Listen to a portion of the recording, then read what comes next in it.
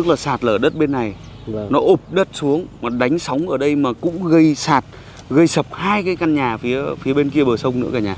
Đấy, chúng ta nhìn thấy xa xa, chúng ta nhìn thấy không? Đấy, xa lắm. Từ đây sang đó là nó phải là tầm 500 mét đến cây số đấy hả? Vâng. Xa Còn lắm. sóng đánh ngược một phát xong lên này, lên trên kia là trên kia cũng đổ mất mấy nhà luôn. Lại nhà xây đây đằng sau này là cũng mất bên kia cả nhà chúng ta nhìn thấy không? Đấy. Xa xa đấy, phía bên chỗ đó là nghe bảo là nhà của bí thư thôn hay bí thư xã gì đấy. Bí thư xã. Là nghe bảo là căn nhà mới xây hơn tị bạc. Được mà nó cũng đánh sập hoàn toàn luôn cả nhà.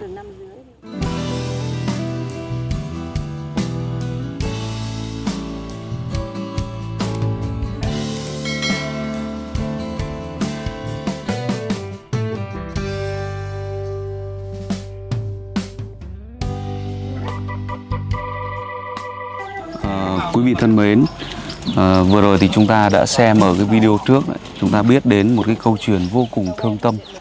Đó là câu chuyện mà ba ông cháu bị sập nhà do lũ quét, đấy, do sạt lở đất. Đấy, và trước ống kính chúng ta nhìn thấy đó là cái cảnh tan hoang, tang thương, vô cùng đau lòng. Đấy, và bên cạnh đó thì quý vị chúng ta có biết không? Đấy, sát với cái ngôi nhà bị sập hoàn toàn và vùi lấp 4 ông cháu, vùi lấp 5 ông cháu, 6 hả? Vùi lấp 6 con người. Nhưng mà may mắn là 3 người được cứu thoát, chứ còn 3 người là không qua khỏi quý vị. Thì bây giờ Khánh mời quý vị chúng ta sẽ đến ngay cái chỗ hiện trường này một tí cùng với anh trai, cũng là một cái người hàng xóm ở đây cả nhà nhé. Đấy, và nhà của anh cũng bị lũ quét và sạt lở đất, sóng đánh sập nhà đấy. Đấy thì quý vị chúng ta nhìn thấy trước ống kính chính là cái hiện trường. Đấy, chỗ này là cái nơi mà sạt lở và khiến sập nhà mọi người đây phải không anh? Vâng, đây nhà em là chuyển hết đồ gỗ gãy đổ hết vào đây. Còn cái lúc bây giờ là nước nó lên chỗ này thôi à? Vâng, nó lên tầm này, tầm đầu gỗ. Tức là chỗ mà chúng ta đứng đây là nước khoảng tầm đầu gối. Là bằng đầu gối. Cái nước bằng đầu gối mà sóng nó đánh sập nhà nó ghê thế luôn à? Vâng. Đấy, cái chuồng trâu của em là nó nằm ở chỗ bên kia, chỗ hai đống đất mà có cái máng kia. Nó bê một phát nó bay ra tận đây luôn. Cho em một chút. Vâng. Nhà mình là nhà gỗ à? Vâng, nhà gỗ. Chưa xây nhà. Em xây cái bếp rồi. Ở đây nhà kiên cố hay là nhà tạm đấy? Đây là nhà gỗ kiên cố luôn, nhà ở luôn. Nhà mình là có mấy người? Nhà em có 5 người. 2 vợ chồng với là 3 người con à? Vâng. Thế rồi khi mà bị nước lên rồi sóng nó đánh sập nhà như thế thì có cứu vớt, có lấy được cái đồ gì trong nhà ra không hay là bị trôi hết? Trong nhà thì em lấy được 6 bát thóc với lại một cái tủ lạnh, một cái máy giặt, mang ra gửi nhà ông chú. Thế là còn lại là tivi với lại giàn loa karaoke, các cái là tivi, tủ, các cái tủ tường, các cái là không lấy được. Trâu bò có bị trôi không anh? Trâu bò thì em không có. Không cho. May là em vừa bán xong. Thế anh làm nghề gì? Em là nghề trồng trọt thôi anh ạ. Nghề làm ruộng thôi. Làm ruộng á? Vâng. Thế bây giờ vợ chồng ở chỗ nào? Vợ chồng em thì đi ở nhờ nhà ông chú. Bây giờ ở nhà ông chú á? Vâng, nhờ nhà ông chú ở ngay bên. Cái đồ đạc ơi mình đưa lên đây chứ còn nhà mình là ở chỗ nào? Nhà em là ngay chỗ họ đang sang cái đoạn vàng kia. Ngay chỗ họ đang múc đất đấy ha? Vâng. Đấy, bây giờ đây là mình thuê họ lên múc hay là nhà nước múc cho mình đấy? Đấy là mình tự bỏ tiền thuê thôi anh ạ. Bây giờ ở chỗ đó người ta ở chỗ đó sạt lở ghê như thế rồi mà mình vẫn bỏ tiền ra múc để chuẩn bị làm nhà đây tiếp á? Vâng, thì mình không làm thì mình không có nhà ở. Nhưng mà bây giờ ở chỗ này nguy hiểm mà. Chỗ này thì không sao anh ạ. Hả? Ở chỗ này thì ở bên xã người ta địa chính với lại các cái là chủ tịch người ta xem là chỗ này an toàn thì người ta mới cho mình ở. Nhưng mà hôm trước là sạt lở đất bên đó rồi mà. Sạt đó bên đó nhưng mà nó cách ở chỗ này còn xa. Cho nên là nó đi xem nó đi lại xem là sạt lở chỗ nó không ảnh hưởng đến bên này, nếu mà nước nó không dâng lên thì nó sẽ không ảnh hưởng đến. Đâu? Đấy. Nó sạt cái đồi kia. Tức là nhà của anh là trước đây là ở đây à? Đấy. Cái cổng vào là cái cổng vào đấy ha. Đấy. Thế là cũng bờ tường cũng kiên cố cũng ghê đấy chứ. Xây bờ rào hết rồi. Vâng. Nhà trên là nhà sàn, nhà gỗ hay là sao? Nhà gỗ. Thế còn đây là cái dãy bờ tường nhà mình đấy. Vâng, đây là bờ tường, đây là cổng lên. Cổng lên xây cũng kiên cố, cũng chắc chắn ghê đây cả nhà. Thế là hôm đó là cái diễn biến mà nó dẫn đến sập nhà anh là như thế nào, anh có thể kể lại em nghe tí được không? Cái lúc đấy là nước nó ngập vào nhà. Lúc đấy Ta đứng sang bên này đi. Vâng. Đứng sang bên này để cho nó nhìn cho rõ. Đây là cũng một nhà của ai đây nữa? Đây là nền nhà của em. Đây là em phơi ván ở đây. Phơi gì? Phơi ván bốc. Phơi ván bốc á? Vâng. Cái đó là mình làm nghề kinh doanh gì à? Đâu em họ bốc ván xong là họ thuê mình phơi thôi. Đây cũng là cái sàn nhà của anh à? Vâng, sàn nhà, xong đây có một cái nhà em đựng ván nữa. Xong là đây có một cái chuồng trâu. Đấy là cái chuồng trâu này là nó bay một phát nó ốt tận bên kia luôn. Cái chuồng trâu của anh ở đây mà tức là khi mà sạt lở cái núi bên kia nó đập xuống, vâng, là nước nó hất văng cái chuồng trâu của anh sang tận bên kia luôn. Đấy. Mà ở trong có một đống củi nó vẫn nằm nguyên trong đấy, mà trên gác nó có một đống ván nó vẫn nằm nguyên đấy. Ôi giời. Đấy, nó đổ một phát nó nhấc luôn. Khiếp nhỉ, cái lực nước mà nó bưng cả cái chuồng trâu đi ghê nhỉ. Bê một phát này ốt luôn bên kia. Và quý vị chúng ta nhìn thấy ở đây nhá, núi nó sập bên kia này. Đấy, cả nhà chúng ta liếc ống kính sang bên kia một chút này. Đó, núi sập bên đó. Mà nó sập xuống, nó đánh sóng, tức là dưới này là nước ngập đến đầu gối của chúng ta, nó đánh sóng mà nó tạt sang phía tần bên này. Mà cái nhà mà có 3 ông cháu bị sập nhà và chết ấy, là còn cách cái chỗ sạt lở đang còn xa khoảng mấy trăm mét ấy. Thế mà làm sập nhà bên kia luôn, khiếp thật. Bên kia mà đang còn sập nhà thì nhà của anh là trắng hoàn toàn luôn à? Vâng. Nhà em là bay một phát từ đây vào tận trong kia ủn phát cái nhà của bố là. Anh bảo sao? Nhà em là bị sóng nó đánh một phát là bay ra tận kia là đập của bố nữa, không là bay vào tít tận trong luôn. Đấy, ở chỗ này là không còn nhà nữa, mà nhà bay đổ hết một đống ở trong kia. Vâng. Đấy, qua cái mái xúc đi. Tức là hồi trước là nhà đoạn đây chứ không phải là nhà cả ở đây cả ở bên kia luôn à? Vâng, đây em có một nhà đây nữa, xong là một chuồng trâu đây nữa. Tức là bên này là ông già cũng có một cái chuồng trâu đây nữa. Chỗ này là 3 cái nhà. Thế là chỗ này anh bay hết. Bên kia là em có một nhà bếp, một nhà ở. Xong là ông bên kia cũng một nhà ở, một nhà bếp nữa. Đấy, là sóng nó cũng đánh đổ hết. Ôi, khiếp nhỉ. Không còn gì luôn. Tan tành luôn. Vâng. Nan dại thế. Khiếp thế. Mà cái sóng này nó đánh từ đây một phát sang tận đường bên kia. Bên kia sông ấy của xã Tân Dương ấy là cũng đổ mất 2 nhà xây bên kia. Úi dồi ôi. Đấy. Sóng nó đánh, tức là sạt lở đất bên này. Vâng. Nó ụp đất xuống mà đánh sóng ở đây mà cũng gây sập 2 cái căn nhà phía bên kia bờ sông nữa cả nhà. Đấy, chúng ta nhìn thấy xa xa, chúng ta nhìn thấy không? Đấy, xa lắm. Từ đây sang đó là nó phải là tầm 500 mét đến cây số đấy hả? Vâng. Xa còn lắm. Sóng đánh ngược một phát xong lên này, lên trên kia là trên kia cũng đổ mất mấy nhà luôn. Lại nhà xây đây đằng sau này là cũng mất bên kia cả nhà chúng ta nhìn thấy không? Đấy. Xa xa đấy, phía bên chỗ đó là nghe bảo là nhà của bí thư thôn hay bí thư xã gì đấy. Bí thư xã đúng không? Vâng. Dơ cao cao lên tí để nhìn thấy. Đó.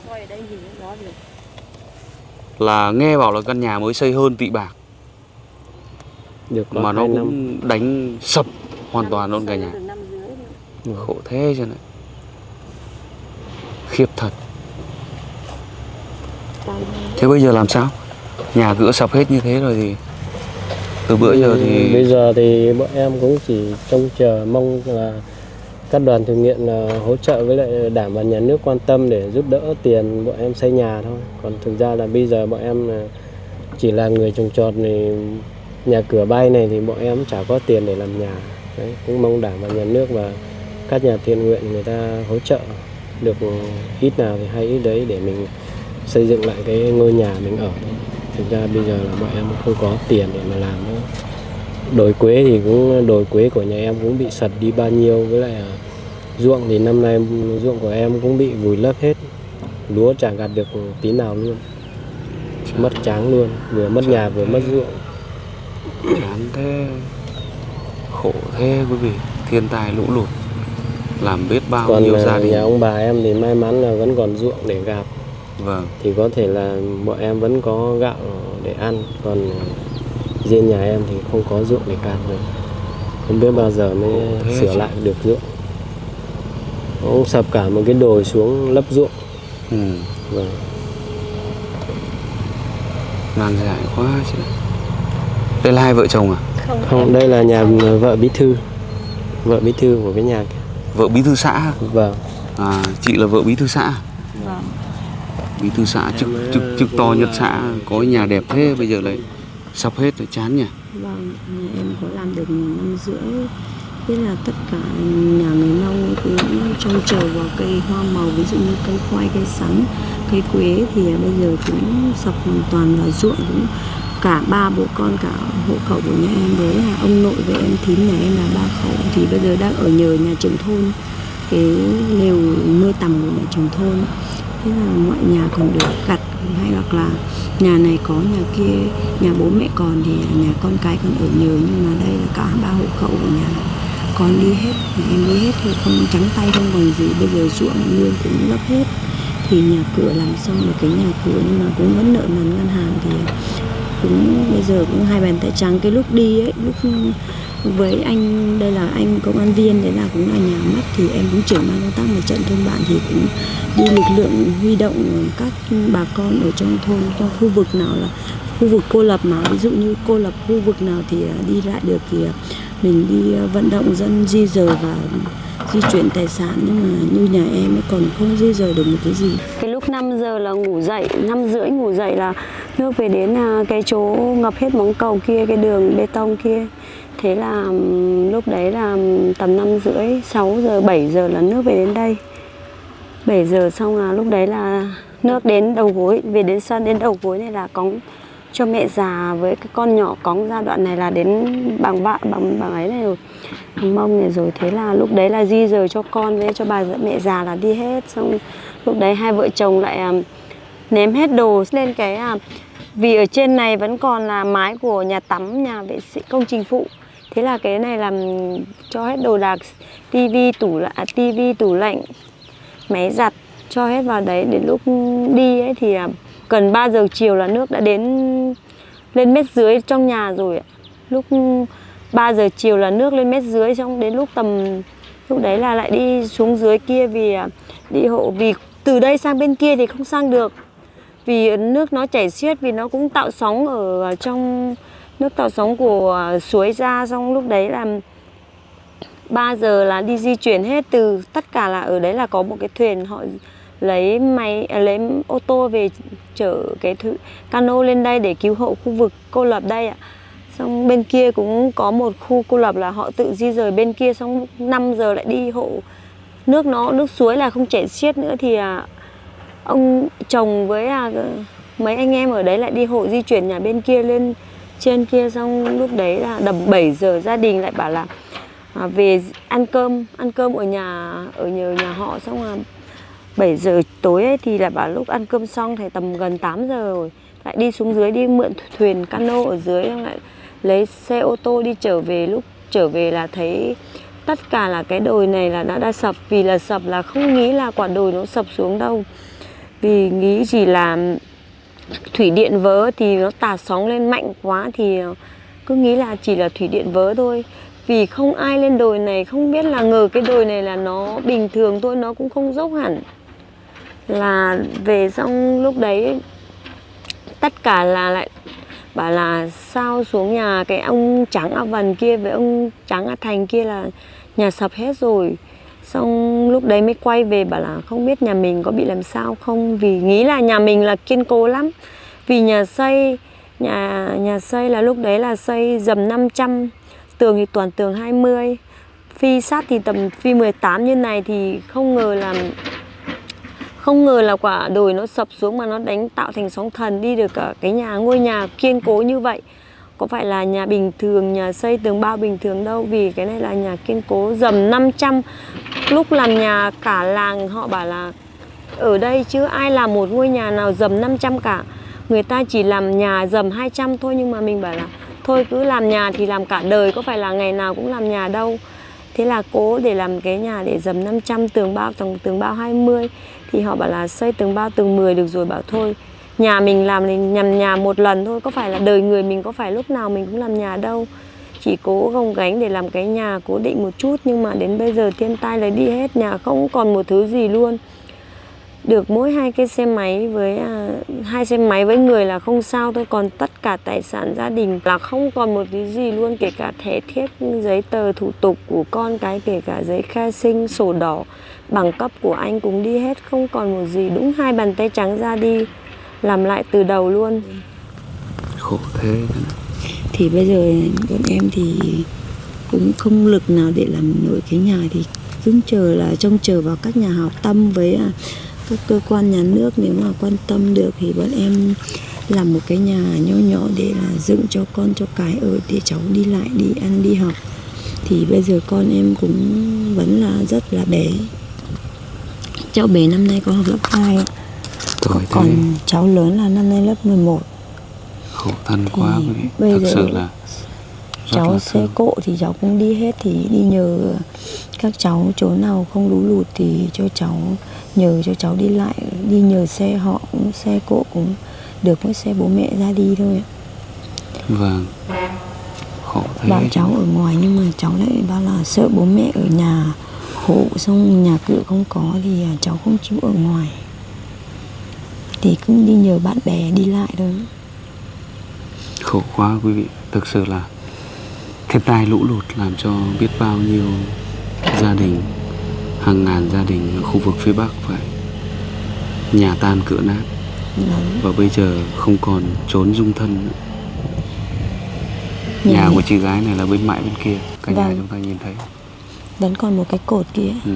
Người ta còn được giấy tờ đi theo, mà hôm đấy nhà em không có một bộ quần áo luôn, mà là kiểu là lúc đi cứ chạy đi, xong hôm đấy còn có mẹ già nữa, cho bà ngoại về đây ở, ngủ được 2 đêm nữa. Thế là bà ngoại về, xong 2 hôm sau em cậu với ông cậu lại về cõng bà về, kiểu là nhớ bà ngoại, cứ đón bà về đây ngủ được đêm thứ 3. Bà hôm sau về thôi, vì hôm mùng 9 là bà xuống mùng 7, mùng 8, mùng 9 là mùng 10 làm cho bà về, nhưng mà tắc đường không về được. Đến hôm 11 thì mới đợi, đấy là không có sóng điện thoại, ngoài vùng phủ sóng hết, kể cả mạng, kể cả sóng điện thoại cũng không có. Thì ở trên đấy, ở trên Xuân Hòa thì ông cậu với các mọi người cứ bảo là bà ngoại xuống đây cũng chết, mà gia đình em cũng chết hết tất cả nhà rồi, vì không liên lạc được, mà đi lại cũng không đi lại được. Thì hôm sau nữa, cách ngày hôm thứ 3 ấy, thì nước rút một chút thì là cậu mới đi bộ xuống.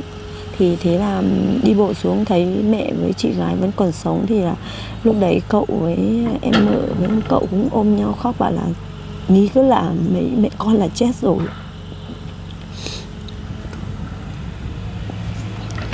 Thì lúc đấy là sốc quá ấy, kiểu là cứ nghĩ rằng là đã chết rồi, nhưng mà bây giờ mình còn có được gặp lại nhau, đúng không? Xúc động quá, mình cảm thấy may mắn quá, đúng không?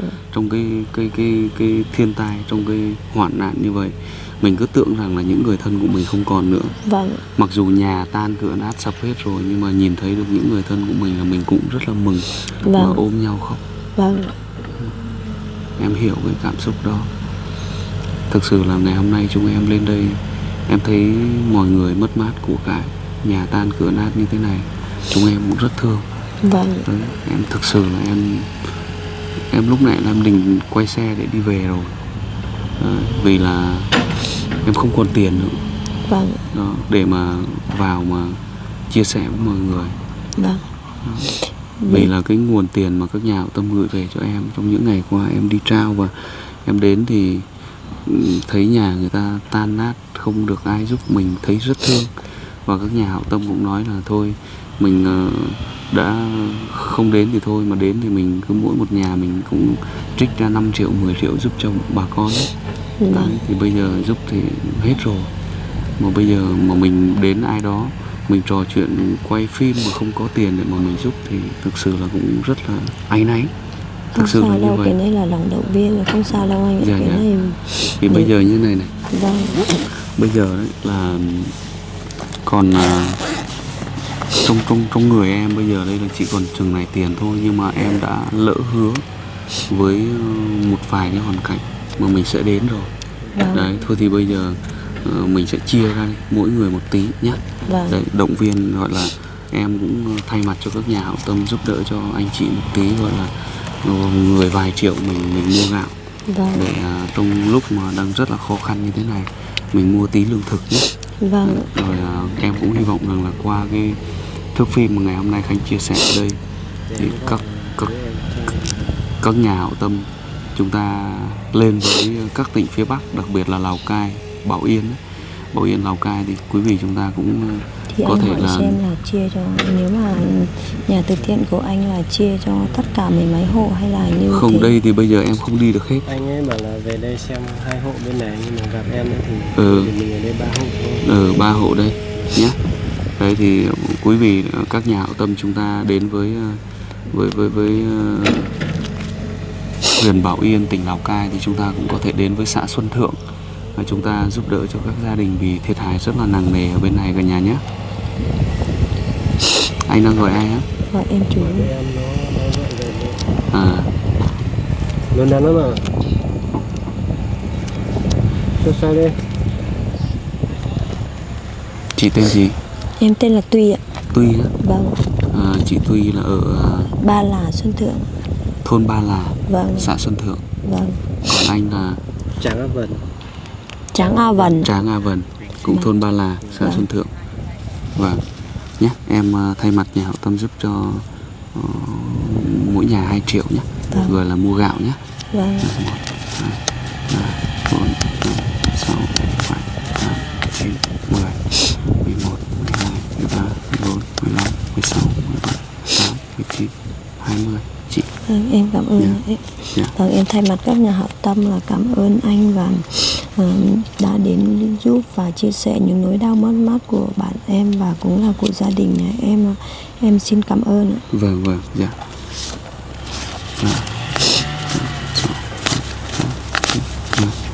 11, 12, 13, 14, 15, 16, 17.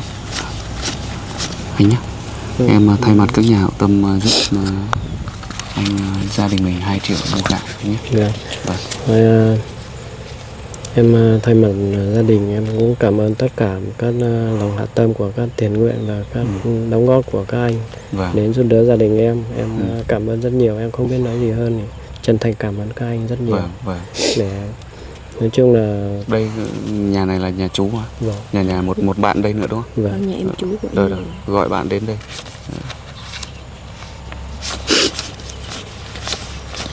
Thực sự là bây giờ bọn em không biết lấy tiền để làm nhà nữa, thì được các anh đến giúp đỡ là bọn em rất cảm ơn.